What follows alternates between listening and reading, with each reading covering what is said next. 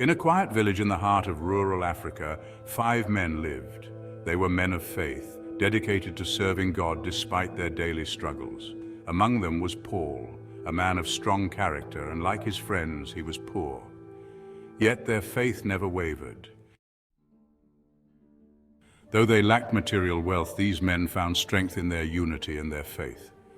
But their financial situation remained dire. Paul's pastor said that he needed the men in his church to vote for one man that would go to America and represent the church. This could change everything. Paul was excited, but as he walked back home, a thought began to creep into his mind. He thought of his struggling family, his wife, his children. The opportunity to go to America could mean a better future for them all. And then temptation took hold. Paul decided that he would not inform the other men, and instead he called the pastor and told him, "The church has chosen me." In that moment, Paul made a choice. He took the opportunity for himself, believing it would be the answer to all his problems. But when Paul arrived in America, he found that life wasn't as easy as he had imagined. He worked long, grueling hours for little pay. He missed his family, his wife, and his children. The dream was far from reality. As the days turned to months, Paul began to feel the weight of his decision.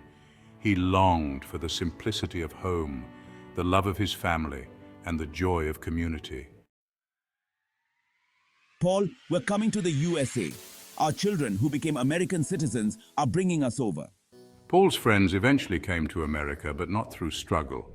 They were brought over by their children, now American citizens.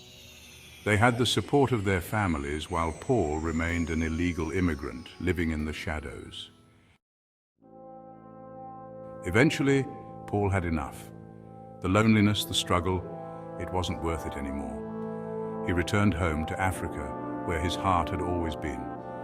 Back in Africa, Paul found peace, but he could no longer travel. His friends, now settled in America with their children and grandchildren, lived lives filled with joy and family, while Paul remained behind.